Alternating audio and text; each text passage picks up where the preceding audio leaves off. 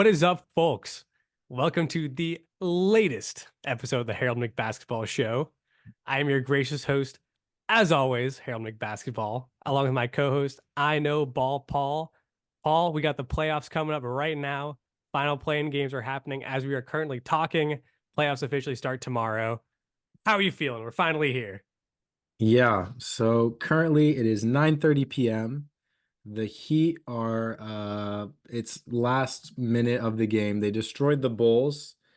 We were kind of talking beforehand that we thought the Bulls might have had a chance, especially with Jimmy Butler out, but the Heat played a great game. Kevin Love in the second half was looking awesome. Jaime Jaquez had an awesome game as well as Tyler Hero. And I don't know, something about the Bulls, it's quite sad there. Yeah. Yeah, this does kind of feel like they're destined to end. It kind of feels like every season they're kind of due to be in this 9 or 10 seed spot.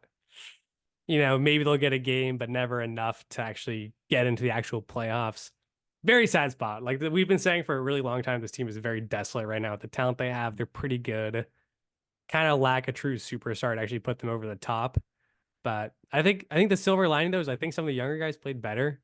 Like Kobe White looked really good in the first game. Like I think he scored 40 points, which is fucking incredible.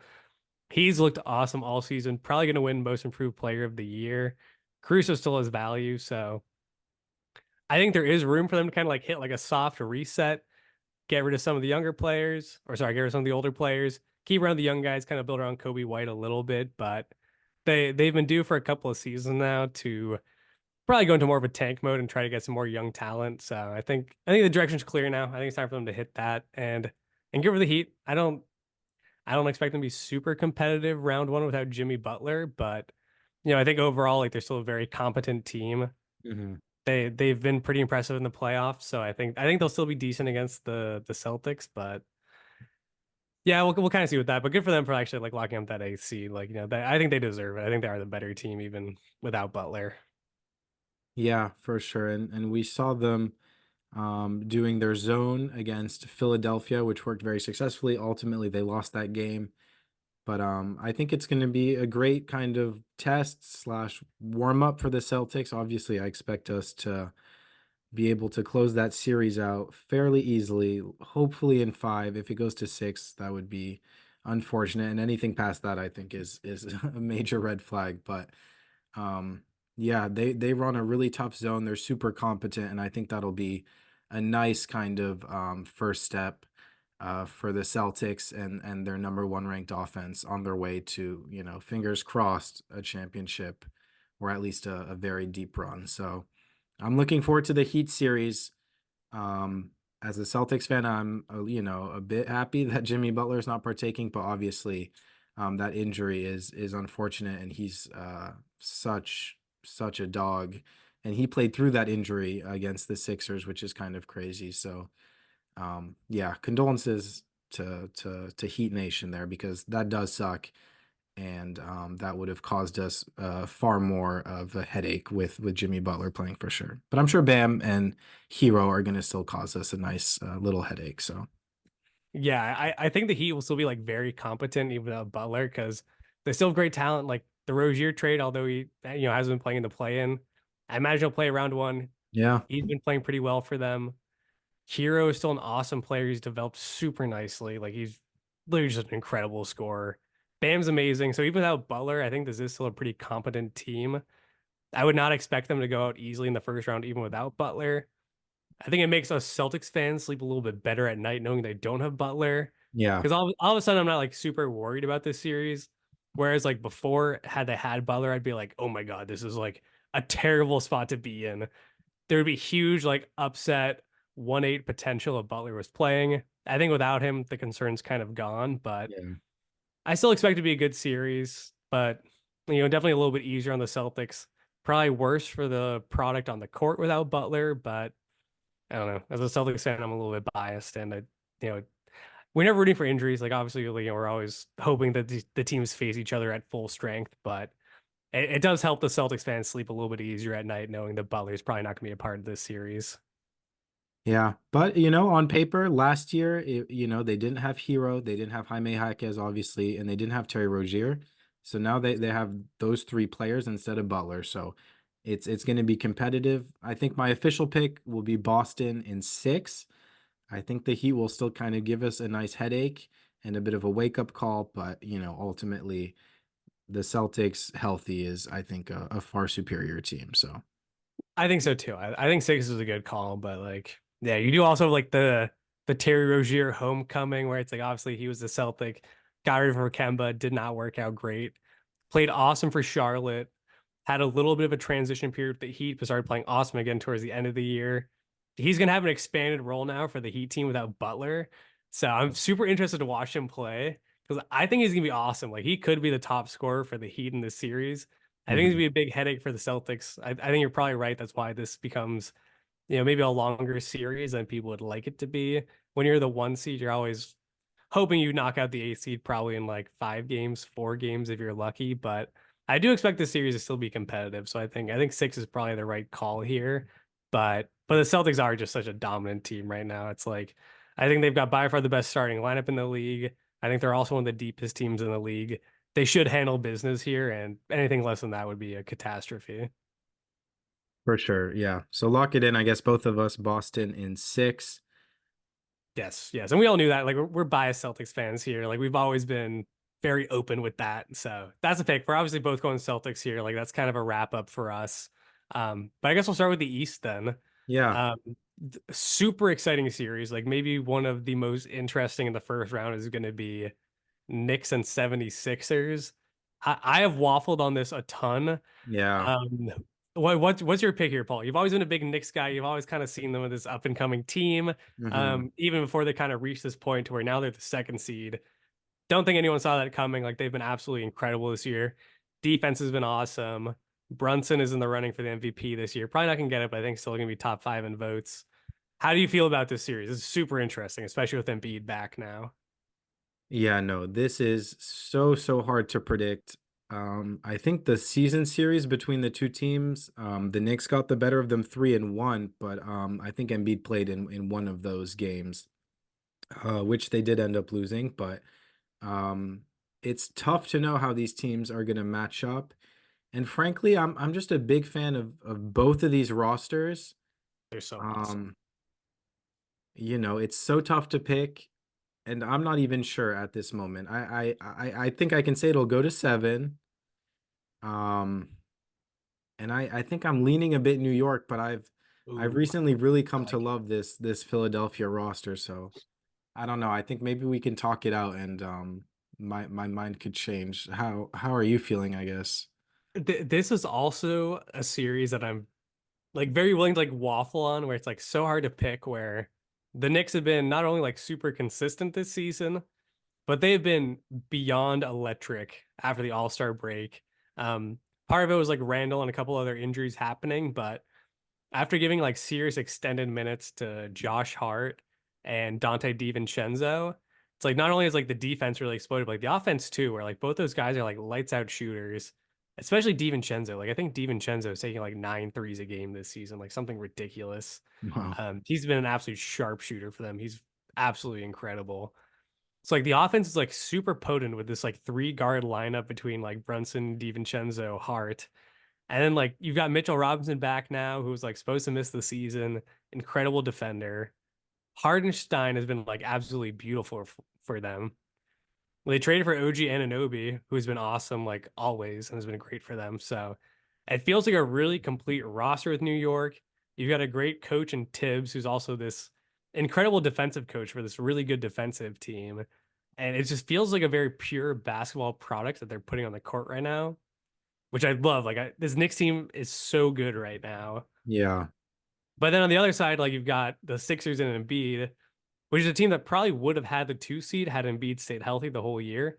Like they were very consistently at the top of the standings of the East until Embiid got hurt and the team fell off a cliff. But since adding him back, they've been amazing. They're now on an 8 game win streak after beating the Heat.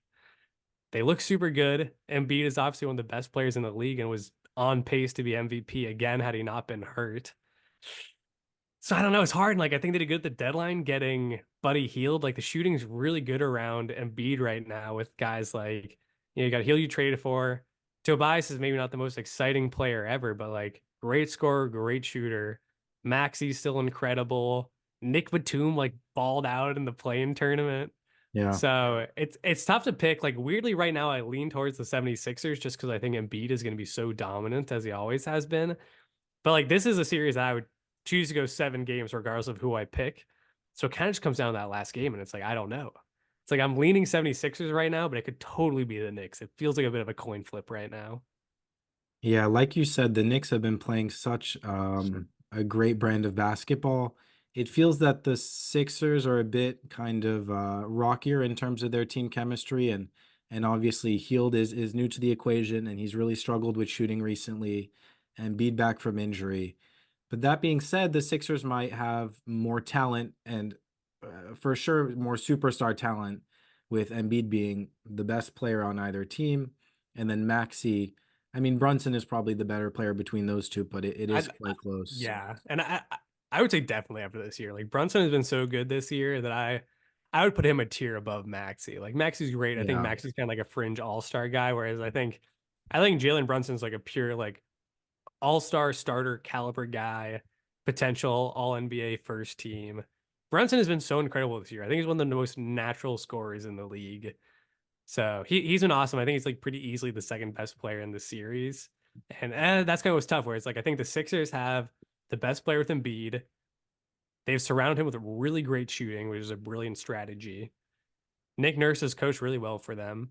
But I think the Knicks probably have like the best chemistry in the league. Like it's hard to point to a team that's just like clicking as well as them, players who like each other as much as they do. Like it's such a good team right now. So it's so tough to pick. It's such a tough consolation prize for the Knicks, who essentially won the last game of the regular season, to bump up to the second seed. And now they have to play like the 76ers instead of playing the Pacers in the first round. Like that sucks. Yeah. If they're playing the Pacers, it's a no-brainer. Like I'd pick the Knicks to win in like 5 or 6. But now they play the Sixers, who probably should be the second or third seed, and now I don't know. Yeah, that is a tough turnout there for the Knicks. I'm seeing a lot of discourse about the game within the game, which is going to be how Jalen Brunson, operates in the pick and roll, and essentially how Embiid is going to be able to defend that. I think people pointing out that Embiid's like doing more drop coverage since being back from injury, and is he going to be able to step up and guard high on those screens um, consistently over a long series, and um, that'll kind of be I think where the series is potentially won or lost, because Jalen is the ultimate pick and roll maestro. I love saying that word. So good. So good. Yeah, and how he puts defenders on his back, how he's able to draw fouls, and how he's able to just pivot and find his shot at his size is incredible. But obviously Embiid is a world-class defender, and if he's, in top shape and he's able to disrupt enough, that might be what decides the series. They're I think they're gonna throw Oubre at Brunson for the most part, but they have a lot of guys that can kind of disrupt Jalen Brunson with their length, like Batum. Um, but yeah, I don't know. Brunson is gonna do Brunson things, and like you said, he's in the MVP race, quote unquote. He's not top three, but he's had such an incredible second half of the season that um yeah, I don't doubt him, or I'm not ruling his talent out for a second. He's gonna give the Sixers so many problems. Yeah, I expect Embiid and Brunson to both get theirs during the series, and it could be one of those things where it just comes down to who has the better series. Because they're pretty much like both teams who are led by like one true superstar. And if Embiid ends up averaging like 38 a game this series, like the Sixers probably win. And if Brunson does that, like the Knicks probably win. So it's gonna be really hard. I think I'd rather just bank on Embiid doing it. I know he's coming off injuries, like that could be a part of it. Whereas like, maybe he slows down the playoff format coming off the MCL injury, but Embiid's so good that like he's still just the guy I'm gonna bank on right now. But it's really tough to feel confident like picking either team here because I think it's gonna be an awesome series. Yeah, I yeah I with don't a know. Fuck it lot though. of I pick the Sixers. You're taking the Knicks though, right? I think I am going to take the All Knicks right. in 7, but I can't stress enough how difficult of a pick this was. I think the most difficult out of all the series.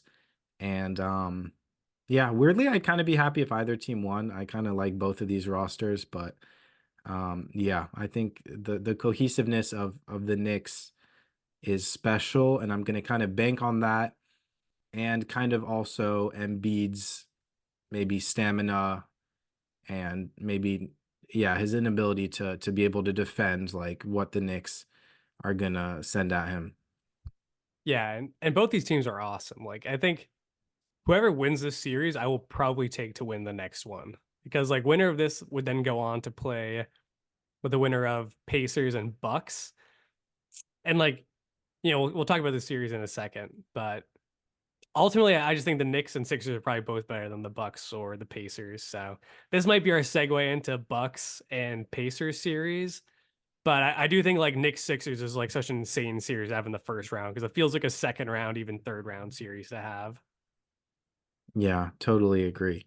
Um, Probably not too much to say for the Bucks and Pacers. Maybe not a ton. I think like the biggest storyline is like Giannis is supposed to miss a little bit of time. So Right. I it did. ultimately might come down to that, I think. I think most people are gonna pick the Bucks here because like the Bucks are just the better team. But it might come down a little bit to like how much time does Giannis miss? Like I know he's leaning towards missing game one, maybe game two. So if he misses like one game, it's like I still pick the Bucks. He misses two games, probably still going with the Bucks.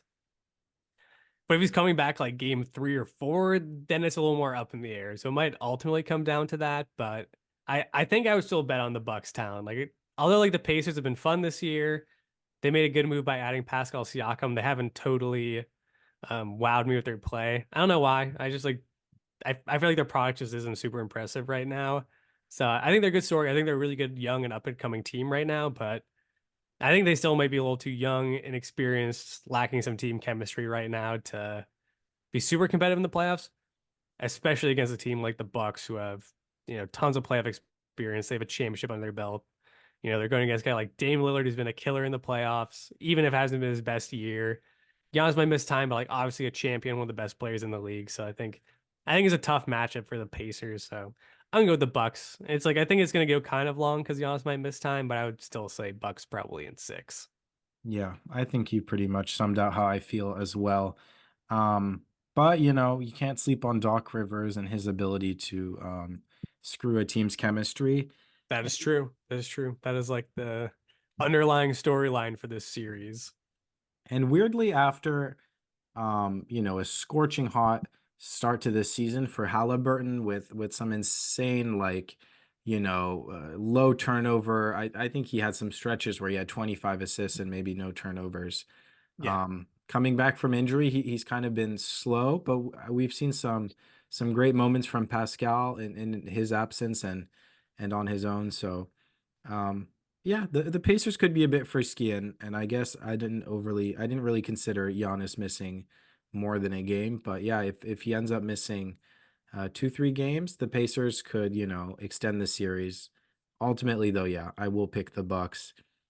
You know, in 5 or 6, depending on what Giannis's timetable is there. Yeah, and although like the second half of the year wasn't particularly impressive for the Pacers, they were very slow bringing Halliburton back. So, like there was a time period where like he was back playing, but they were only giving him like 20 to 25 minutes a game. Like they really eased Halliburton back in there. So I think the product they'll put out in the playoffs is gonna be better than what we saw in the second half of the year. I think they're gonna look good. I think they're gonna steal a game early with Giannis gone. Like I think everyone's kind of expecting that. So I'd expect kind of like an interesting 1-1 series going back to Indiana. But I do think when Giannis is back playing, like they should be able to take care of business with the Pacers. But they are interesting. Like I do kind of like the trio of Halliburton, Siakam, and Miles Turner. Like that is like a pretty good defensive team. So I think they'll be fun. I think they'll be frisky, but ultimately I do just think they're a little too young, inexperienced, and maybe just lacking a Giannis on their team to compete with the Bucks. Because like ultimately at the end of the day, like the Bucks just have Giannis, so I think they're gonna be incredible. Even with the struggles they've had in the second half of the season with Doc. So we'll see. But yeah, I think Bucks in six with that one. I think that feels about right. Yeah, and maybe give or take a game based on Giannis's return to action. Yeah, yeah, but he's also a freak. Like I remember a couple years ago in the playoffs, it Yeah. looked like he totally tore his ACL when his knee like inverted, and I think he missed like one game. Like the guy is he's a little bit like Wemby, where he's like so flexible even in his joints, where an injury that looks like it's absolutely catastrophic for any other player is like maybe a game for guys like that. Like they're just built different. So I don't think Giannis is gonna miss too much time, especially because he kind of has that mental drive to be like, I can play through pain. I just, need to make sure my body's in good enough shape to where it can actually make it through the whole game. So I don't think he's gonna miss a ton of time. I think the Bucks handle business here. Yeah, totally agree. And yeah, I mean, you made the claim that the winner of Knicks Sixers, you think will beat that Bucks team. That'll definitely be a crazy series as well. Would be amazing. Um, Would be amazing. I do tend to agree though. I just think that yeah, the Bucks chemistry wise, but yeah, Giannis is Giannis and healthy Giannis will could easily fuck up the Sixers or the Knicks. So I'm sure we'll have more thoughts when that comes about, but Yeah, yeah. I think this will be a really good series, but I think it's one of those things where it's never great to overlook issues teams are having in their regular season. Like if a team struggles in the regular season, it's very indicative of just issues within the roster. And I think it's clear the Bucks had them. Like since the move to Doc Rivers, like I think the team was like barely 500. Dropping games, defense isn't as good with Dame Lillard in there. So, although the team is still great and Giannis is still amazing, I just don't think they're the best team in the East here. And I think more complete teams like the Knicks and the Sixers, who have had more time to gel, I think they'll just beat them. But I would still expect it to be insane. And Giannis is a caliber of player where if he plays well enough, he can still beat anybody. So I wouldn't feel super confident, but I think I would still probably lean towards the Knicks or the Sixers beating the Bucks in a round two series. yeah. One kind of funny storyline is I think recently Doc Rivers, Malik Beasley had been starting for a large majority of the regular season and he basically swapped him for Pat Beverly, which I think has proved to be all right, but yeah, I don't know. That seems like Super weird move on paper though, because right. like maybe that works for him, but like analytically, like taking out a 3-point shooter to put in like a defensive guy, I don't know. I don't know if I love that because like objectively, like the idea when you have Giannis on your team is put 3-point shooters around Giannis, let him do his thing. Pat Bev does not do a good job of shooting. Great defender, fun energy guy, great podcast, fellow podcaster out there. Bring us on the show, Pat. Yeah, I don't know about starting him. So we'll see what Doc does in the playoffs with his rotations. It's going to be a storyline to watch. I always think like playoff choking is a little bit overblown. I've said in the past, kind of James Harden. I'll say it now about Doc. Like I think sometimes just shit happens, and sometimes like the other team's just better in a series. But people are going to monitor. Like if the Bucks go out early, people are going to be very quick to point the finger at Doc Rivers. Yeah, kind of a random aside, but I think we literally were podcasting about that Celtics Sixer series. Maybe I'm making that up, but I think we had that big discussion of Totally, and I was like, I don't believe in playoff choking. Harden played sick at the start of the series, played like dog shit at the end of it, and then everyone was like, "You're wrong. He choked." And I'm like, I don't know. I think he still played sick. it's debatable, but I don't know. More to say that it's kind of crazy that the podcast has kind of come full circle now. It's been nearly a year, but Which is crazy. Yeah, and we'll get to talk more about James Harden and his playoff narratives when we get to the West and the Clippers series. But for now, let's advance. We got one more series left in the East. yes, Um, I would say probably by far the worst in the East. It's gonna be Cavs Magic. Um, kind of interesting. I think kind I of interesting. I don't know. For me personally, and like maybe I'll be wrong on this. I really like the Cavs roster, even though they've kind of had like some losing streaks this year. And although the Magic have been awesome, we said this offseason they would be good. They've exceeded expectations. Fifth seed is like amazing for the Magic this year, especially with like how bad they've been for like the last decade.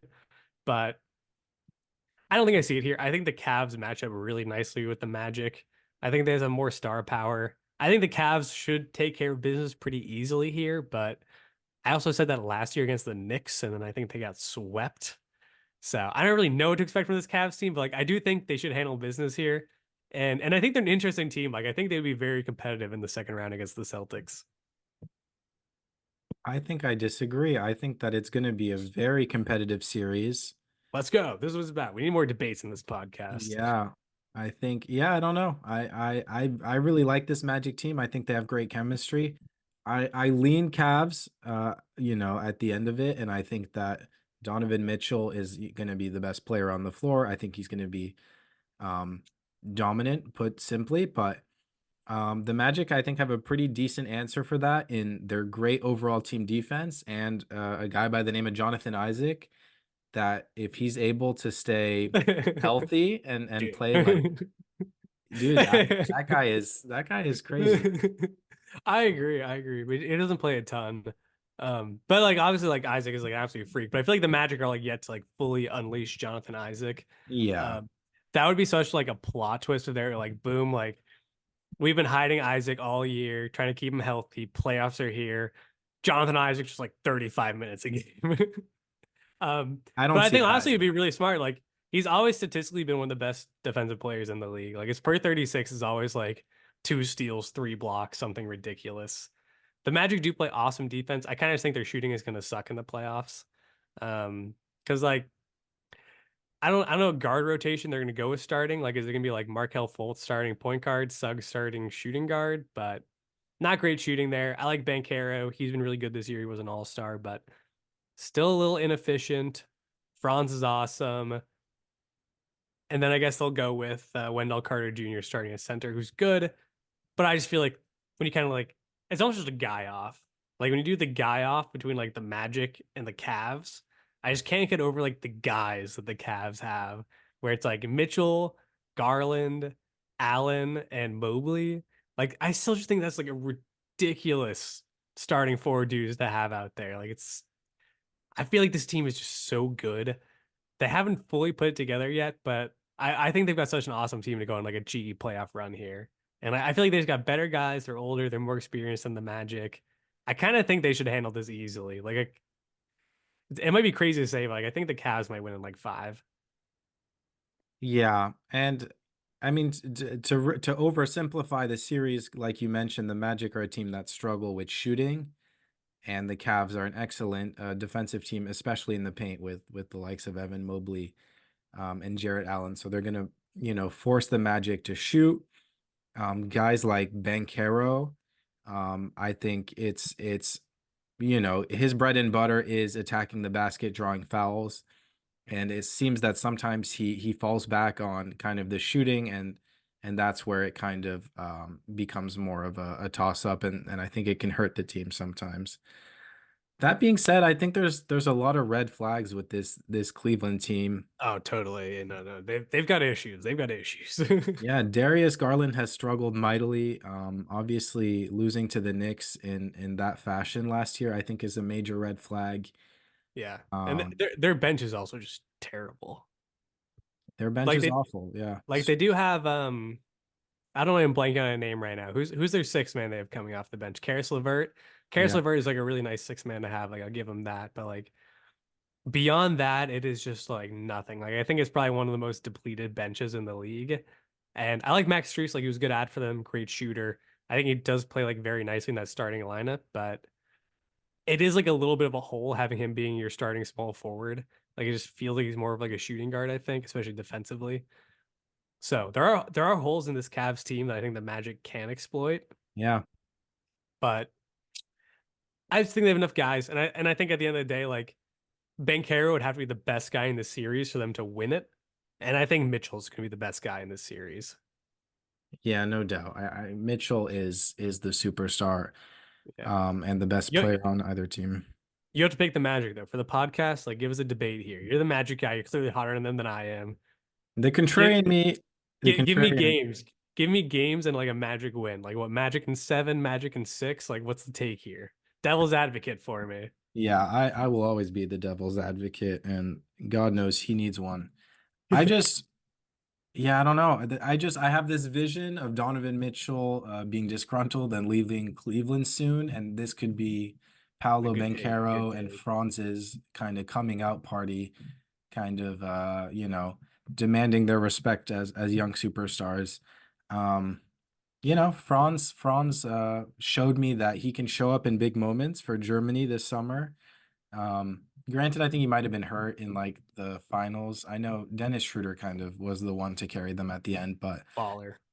Franz was incredible that whole tournament. And Evan Mobley is a great defender, can guard kind of Paolo or Franz, but they have a lot of that's a big hole that Cleveland has in terms of size, 1 through 3/4. Allen and Mobley are awesome, but Paolo and Franz might be able to eat. And yeah, I'll say Magic in 7. Kind of wink, wink. I think it'll more likely be Cleveland in 7, but for the sake of the podcast, sure, I'll pick the Magic in 7. Regardless, I think it will be a very interesting and close series. And yeah, my heart definitely wants the Magic. I'm gonna be rooting hard for the Magic.